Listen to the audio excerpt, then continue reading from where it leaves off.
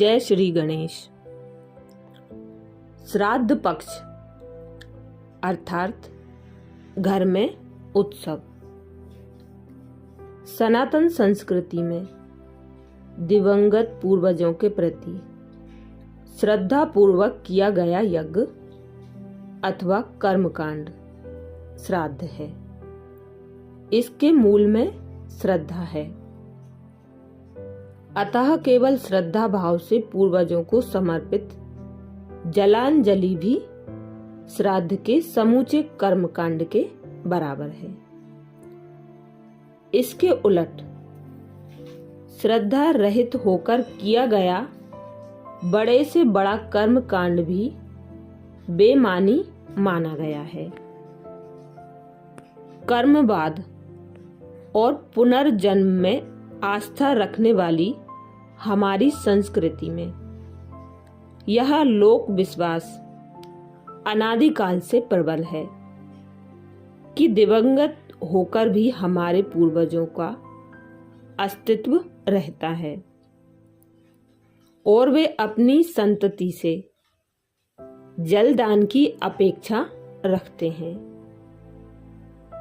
श्राद्ध पक्ष में श्रद्धा पूर्वक प्राप्त जलांजलि से पितृ प्रसन्न होते हैं और संतति का मंगल करते हैं। यह पक्ष आश्विन मास में निर्धारित है, इस विश्वास के साथ कि वर्षा काल में छाए बादलों के छंट जाने से आश्विन में आकाश स्वच्छ हो जाता है और सुदूर पितृलोक में विराजमान पितृ जलांजलि ग्रहण करने धरती पर आते हैं। कुल 16 दिनों के इस श्राद्ध पक्ष को शास्त्रों में महालय कहा गया है। महा अर्थात उत्सव और आलय अर्थात घर, समग्र रूप से जिसका आशय है घर में उत्सव। पितरों के आगमन से हमारा घर उत्सव से भर जाता है। इसी कारण पितरों की संतुष्टि के लिए खीर आदि विविध पकवान बनाए जाते हैं। भारतीय समाज में श्राद्ध वैदिक काल से ही प्रचलित है। ऋग्वेद में नक्षत्रेभि पितरो धाम पिशन्न कहकर पितरों को रात्रि के आसमान में चमकने वाले तारे कहा गया है। यह प्रतीक है कि यदि संतान के जीवन में दुख का अंधकार आए तो पितृ कृपा पूर्वक सुख का प्रकाश करते हैं। निर्जल रहकर भी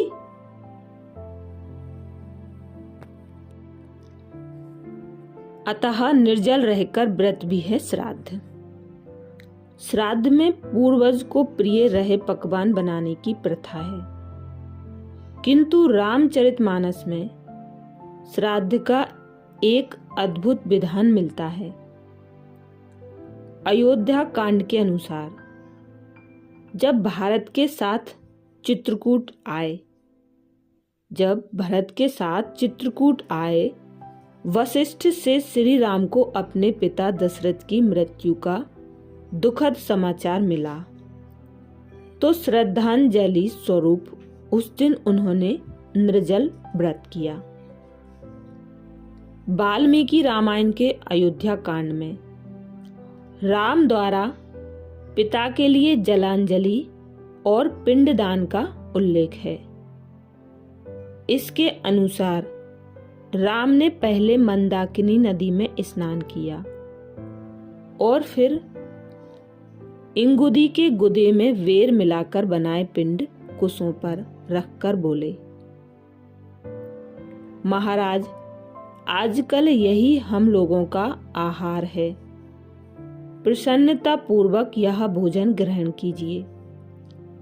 पिता के श्राद्ध के लिए वन में जो भी सामग्री सुलभ थी, राम ने उसी से श्राद्ध किया।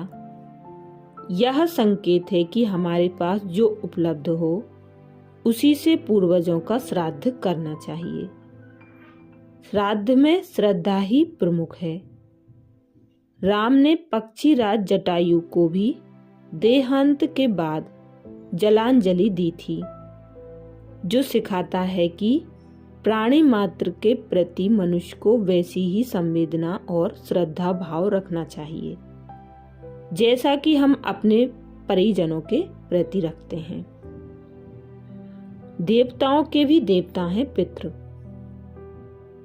महाभारत में श्राद्ध को देव और पितरों को देवताओं के भी देवता कहा गया है।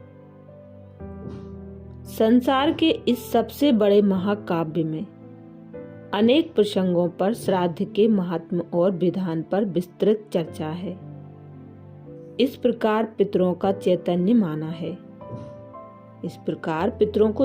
माना है जिन्हें अपनी संतति से कृतज्ञता की अपेक्षा रहती है। श्राद्ध इसी कृतज्ञता ज्ञापन का कर्मकांड है।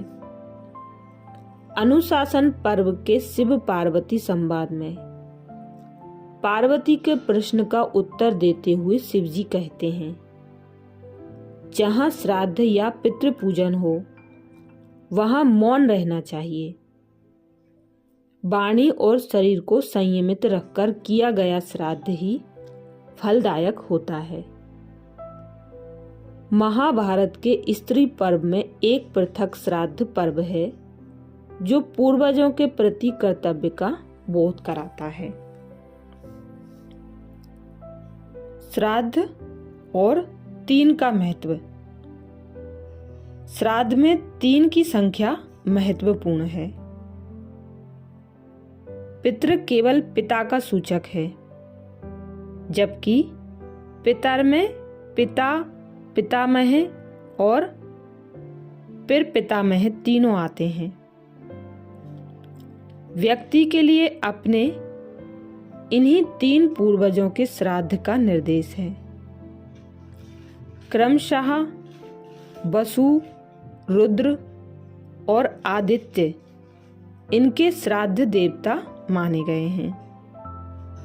इस प्रकार श्राद्ध करने से भूमि के देवता वसु, वायु के देवता रुद्र और आकाश के देवता आदित्य सब संतुष्ट होते हैं। श्राद्ध में 3 पिंड बनाए जाते हैं और 3 ही कर्मों से श्राद्ध पूर्ण होता है। ये है पूजन, जलांजलि और यथाशक्ति दान। श्राद्ध से संतुष्ट हुए पितृ अपनी संतति को 3 संपत्ति प्रदान करते हैं: दीर्घायु, स्वर्ग अर्थात सुख सहित प्रतिष्ठा और यश।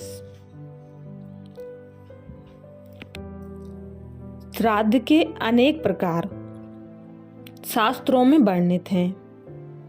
हाथ उठाकर भी हो सकता है श्राद्ध। प्रमुख रूप से 3 हैं। प्रतिदिन किया जाने वाला श्राद्ध, नित्य और कभी कभार अथवा अवसर विशेष पर किया जाने वाला श्राद्ध नैमित्तिक कहा गया है। किसी कामना की पूर्ति के लिए किए जाने वाले श्राद्ध को काम्य कहते हैं। यजमान की यथाशक्ति इनमें तर्पण, पूजन, दान और ब्राह्मण भोज का विधान है। किंतु एक श्राद्ध अत्यंत महत्वपूर्ण है, जो ऐसे व्यक्ति के लिए है जिसके पास कुछ नहीं है मगर श्राद्ध की भावना रखता है। इसे अरण्य श्राद्ध कहा गया है। यदि किसी के पास दान और भोजन के लिए धन ना हो तो किसी निर्जन स्थान पर जाकर पितृ का स्मरण कर केवल जलांजलि अर्पित कर दें।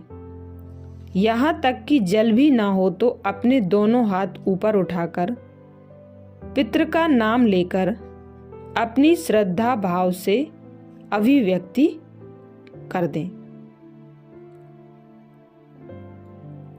ऐसा करने मात्र से श्राद्ध का विधान पूरा हो जाता है, क्योंकि श्राद्ध में स्पष्टता विधान से अधिक श्रद्धा भाव को महत्ता दी गई है। अपने अस्तित्व के लिए हम पितरों के ऋणी हैं। यह उनके प्रति श्रद्धा है, उनका आभार है। अच्छा, जय श्री कृष्ण। अच्छा, जय श्री गणेश।